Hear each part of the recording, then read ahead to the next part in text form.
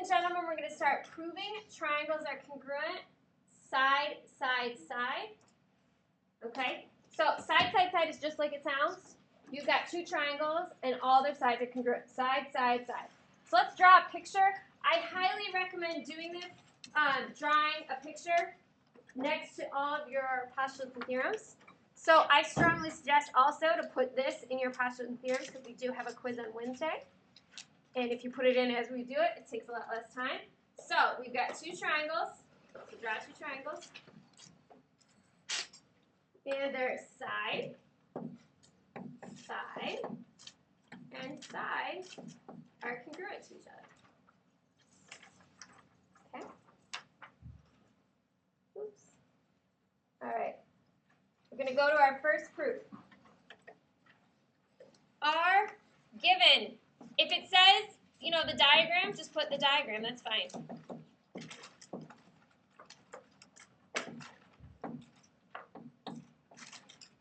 Ugh, this computer.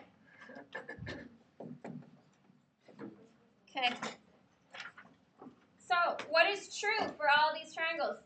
What does it show in the diagram? That it's side, side, side. That it's side, side, side. So we're done. So triangle A, B, C is congruent to triangle X, Y, Z, side, side, side. You're done. Okay, it's a postulate, not a theorem. So if it's a postulate, can we prove it? No. Theorems, you can have a proof. Postulates are just rules. Just rules. Okay. Ready for the next one? That was really short. Straightforward, right? Everybody feels like they could do that in a test? Okay. All right. Here we're given AB is congruent to AD, and we're given BC is congruent to CD. So again, we're going to make sure that we write down our given.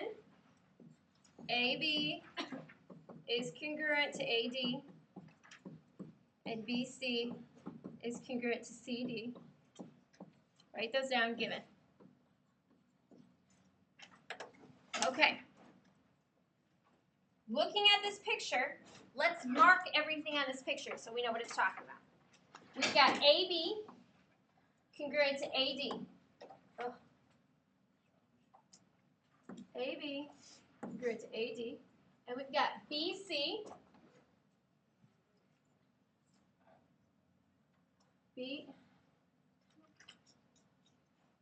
BC is congruent to CD.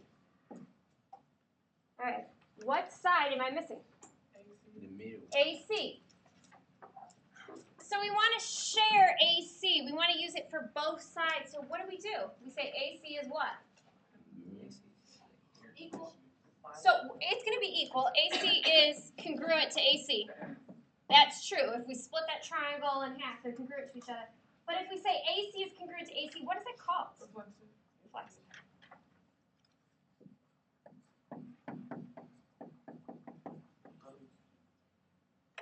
Symmetric would be like AC is congruent to DC and DC is congruent to AC. Okay. Is it going to be like this on the test? Like, two. Some of them. All right, so what do we do now? How many sides do we have? Do we have all three? Yeah. So can we say that the triangles are congruent? Triangle A, B, C is congruent to triangle A, D, C by side, side, side.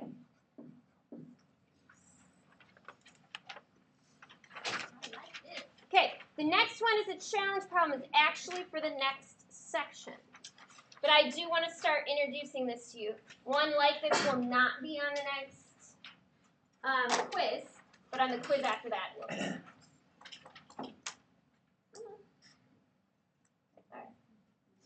Let's see if we could figure out the thing that we're missing. I'm given PN bisects angle MNO, and I'm given that MN is congruent to NO. So I'm going to write down my given. All of this, PN bisects angle MNO, and MN is congruent to NO. Okay, so I'm going to mark up my diagram. That's your best bet. MN is congruent to NO. What does bisect mean? Ms. Murphy speaking.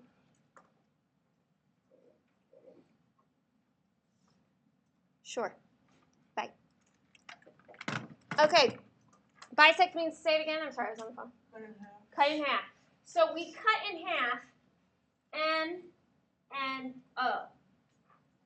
So what must be true about the two angles if we cut it in half? They're congruent. Okay. So what do you think, guys?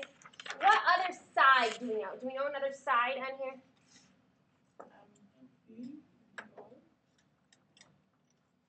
We don't know that. What other side do we know? Just like the last triangle. NP. NP is congruent to NP by?